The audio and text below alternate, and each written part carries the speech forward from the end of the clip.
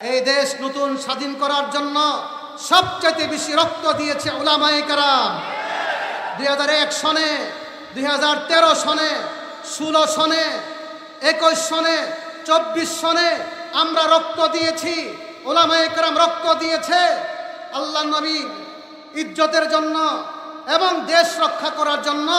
রক্ত দিতে হলে উলামা এবং তালিবে ইলমরা সদা সর্বদা প্রস্তুত আছে। যখনই এই দেশে জালেম কোনো সময় কোনো জালেম মাথা ছাড়া দিবে তখন হেফাজতে ইসলাম আবার মাঠে নামতে বাধ্য হবে। দেশ রক্ষা করা এটা ঈমানের দাবি। দেশ প্রেম ঈমানের অংশ। ঈমান বাঁচাও, দেশ বাঁচাও। আল্লাহ মাহমুদ শবীর আহ্বান, আমরা ঈমান রক্ষা করার জন্য রক্ত দিব। দেশ নিয়েও কেহ ছিনিমিনি খেলবে, হেফাজতে ইসলাম ঘরে বসে থাকবে না। রক্ত আমরা দিয়েছি, রক্ত দেওয়ার জন্য আমরা প্রস্তুত।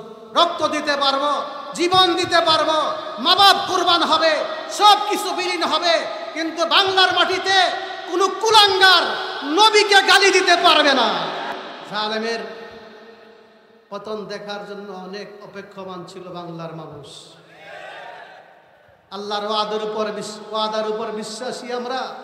আল্লাহ বলেছেন, ওয়ালা তাহসাবান্নাল্লাহা গাফিলান আম্মা ইয়ামালুজ জালিমুন। আল্লাহ তাআলা হাদিসে কুদসিতে বলেছেন, ওয়া ইজ্জতি ওয়া জালালি লা আনতাকিমান্না মিনাজ জালিমি ফি আজিলিহি ওয়া আজিলিহি। জালেমের বিচার আল্লাহ করবেন, শপথ করে বলেছেন জালেমের বিচার আল্লাহ করবেন, দুনিয়াতে একবার, আখিরাতে। তবে আমরা বলতেছিলাম মাতা নাসরুল্লাহ, কখন দেখবো জালেমের বিচার, কখন দেখবো জালেমের বিচার। আল্লাহ তাআলা জালেমের বিচার আমাদেরকে দেখাইছেন। জালেম থেকে এই দেশকে আবার স্বাধীন করেছেন এই দেশের ছাত্র জনতা, তৌহিদি জনতা, উলামা তলাবা। আমি মনে করি জামাআতুল উলামা, জামাআতুল আতকিয়া, জামাআতুল মুজাহিদিন, শাইখুল ইসলাম আল্লাহ মাহমুদ শফি রহমতুল্লাহ আলাই 2010 সালে হেফাজতে ইসলাম প্রতিষ্ঠা করেছিলেন। আধ্যাত্মিক দাওয়াতি কার্যক্রমের জন্য কিছু মুত্তাকি উলামায়ে কেরামের মাধ্যমে 2013 সনে হাটহাজারী মাদ্রাসার মাহফিল ছিল। আমি সেখানে ছিলাম।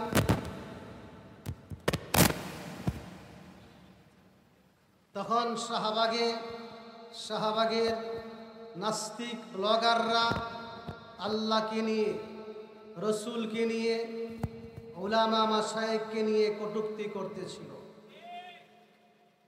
আমার কাছে কম্পিউটার থেকে সেই ব্লগারদের বক্তব্য প্রিন্ট করে দেওয়া হলো। জুমার আগে আমি স্টেজে বয়ান করতেছিলাম, আমি পরে পরে শুনাইছি। তারা আল্লাহর শানে বলেছিল, আল্লাহকে খুঁজে আমরা পাচ্ছি না। অনেক খোঁজাখুঁজির পরে ফার্ম গেটে মদ খেয়ে বেহুশ হয়ে চকির নিচে পড়ে আছে। আমি নিজে পরে অবস্থিত শ্রোতাদেরকে শোনাইলাম। শাহবাগ থেকে তারা এই ধরনের কটূক্তি করেছিল। তারা রহমাতুল আলামিন শ্রেষ্ঠ নবী মুহাম্মদুর রাসূলুল্লাহ সাল্লাল্লাহু আলাইহি ওয়াসাল্লামকে লুচ্চা বলেছে, উলামা মাশায়েখকে চারর সন্তান বলেছে। আমি পরে মানুষকে জিজ্ঞাসা করেছিলাম, সেই নাস্তিকদের বিরুদ্ধে, শাহবাগীদের বিরুদ্ধে যদি আল্লামা আহমদ শফি আপনাদেরকে ডাক দে, আপনারা কি মাঠে নামতে রাজি আছেন?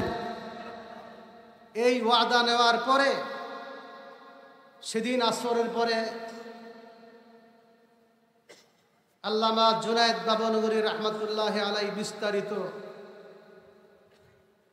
কর্মসূচি ঘোষণা করেন। তারপরে আল্লামা আহমদ শফি রহমতুল্লাহ আলাই দেশবাসীর সামনে খোলা চিঠি দিয়েছিলেন। সেই খোলা চিঠির পরে সারা দেশে নাস্তিকদের বিরুদ্ধে আন্দোলন শুরু হয়েছিল, যার পরে 2013 সনে 6 এপ্রিলে লং মার্চ হয়। সেই লং মার্চ থেকে ঘোষণা হয় 5ই মে ও ঢাকা অবরোধ। সেখানে সংগঠিত হয় শাপলা চত্বর। নবী প্রেমীরা, লক্ষ লক্ষ নবী প্রেমিকরা সেদিন শাপলা চত্বরে নবীর ইজ্জত রক্ষা করার জন্য সমবেত হয়েছিল। আধ্যাত্মিক এই সংগঠন, দাওয়াতি এই সংগঠন নবীর ইজ্জত রক্ষা করার জন্য শাপলা চত্বরের মধ্যে অবস্থান গ্রহণ করেছিল। আমাদের ইজ্জত, আমাদের মা বাবার ইজ্জত, আমাদের জান, আমাদের জীবন কোরবান হতে পারে, বাংলার মাটিতে রসুলের ইজ্জত নিয়ে ছিনিমিনি খেলতে দেওয়া হবে না।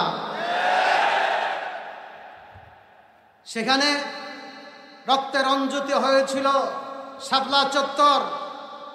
সেখানে শাহাদত বরণ করেছিলেন রাসূল সাল্লাল্লাহু আলাইহি ওয়াসাল্লামের সত্যিকার প্রেমিকরা। এরপরে নির্যাতন শুরু হয়। রক্ত দিয়েছি আমরা, শহীদ হয়েছেন আমাদের ভাইরা, আবার আমাদের বিরুদ্ধে মিথ্যা মামলা। এখন পর্যন্ত সেই মিথ্যা মামলা আছে। আমরা শাপলা চত্বরে রক্ত দিয়েছি। এর পূর্বে আরেকটা কথা আপনাদের হয়তো অনেকের জানা থাকবে, 2001 সনে হেফাজত প্রতিষ্ঠার আগেই ব্রাহ্মণবাড়িয়ার মাটিতে এই ফেসিবাদী আওয়ামী লীগ সরকারের হাতে ব্রাহ্মণবাড়িয়াতে 6 জন শাহাদত বরণ করেছিলেন। 2001 সনে 6 জন। শাপলা চত্বরে রক্তের বন্যা। 2016 সালে ব্রাহ্মণবাড়িয়াতে আরেকজন হাফেজ মসউদ শাহাদত বরণ করেন ছাত্রলীগের সেই জালেমদের হাতে। 2021 সালে আপনারা জানেন শুধু ব্রাহ্মণবাড়িয়াতে এই জালেমদের হাতে, স্বৈরাচারের হাতে 15 জন শাহাদত বরণ করেছেন।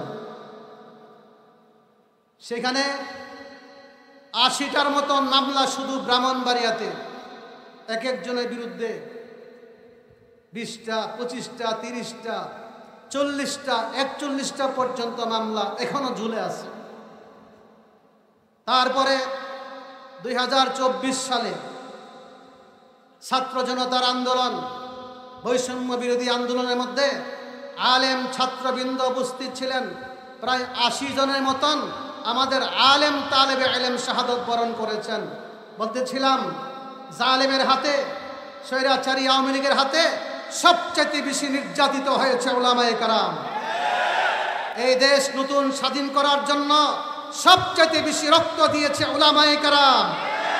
2001 সনে, 2013 সনে, 16 সনে, 21 সনে, 24 সনে আমরা রক্ত দিয়েছি। উলামায়ে কেরাম রক্ত দিয়েছে আল্লাহর নবী ইজ্জতের জন্য এবং দেশ রক্ষা করার জন্য। রক্ত দিতে হলে উলামা এবং তালিবে ইলমরা সদা সর্বদা প্রস্তুত আছে। ঈমান বাঁচাও, দেশ বাঁচাও, আল্লামা আহমদ শফির আহ্বান। আমরা ঈমান রক্ষা করার জন্য রক্ত দিব। দেশ নিয়েও কেহ ছিনিমিনি খেলবে, হেফাজতে ইসলাম ঘরে বসে থাকবে না। রক্ত আমরা দিয়েছি, রক্ত দেওয়ার জন্য আমরা প্রস্তুত। রক্ত দিতে পারবো, জীবন দিতে পারবো, মা বাপ কুরবান হবে, সব কিছু বিলীন হবে, কিন্তু বাংলার মাটিতে কোনো কুলাঙ্গার নবীকে গালি দিতে পারবে না।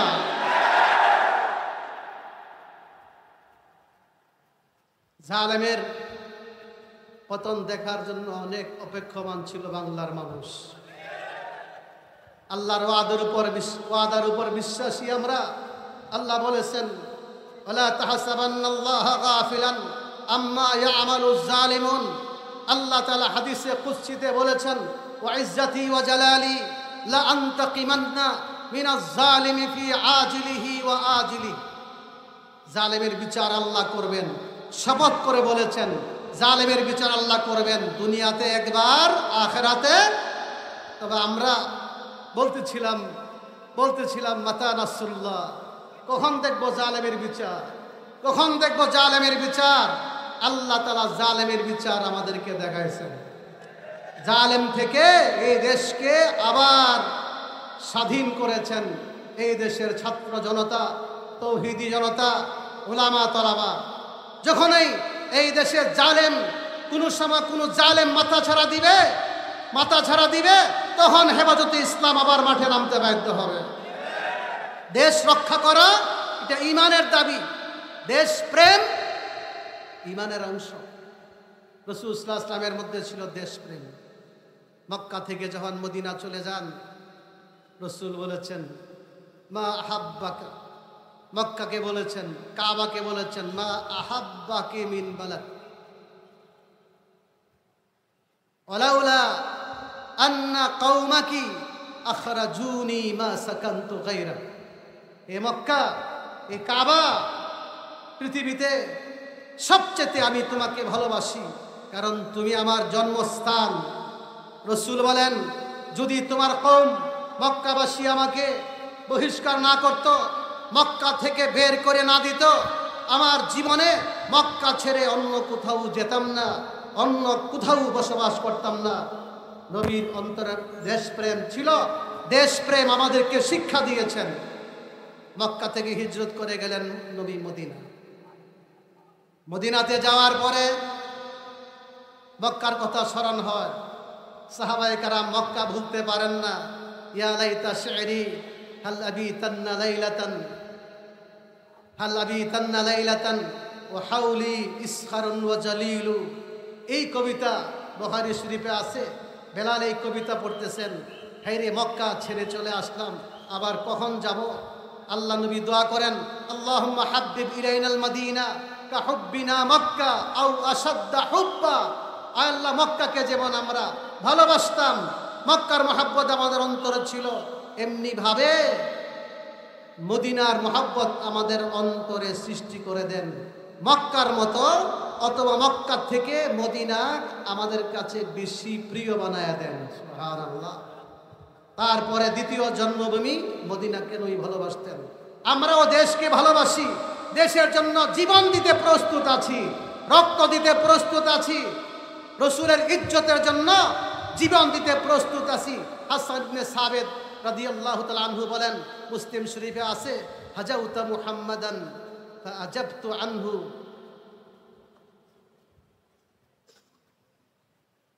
ইনদাল্লাহি ফি যাকাল জাযাউ হাজাউতা মুহাম্মাদান বাররান হানিফা রাসূলুল্লাহি সীমাতুহুল ওয়াফাউ ফাইন্না আবি ওয়া ওয়ালিদাহু ওয়া ইরদি লিইরদি মুহাম্মাদিন মিনকুম ওয়াকাউ।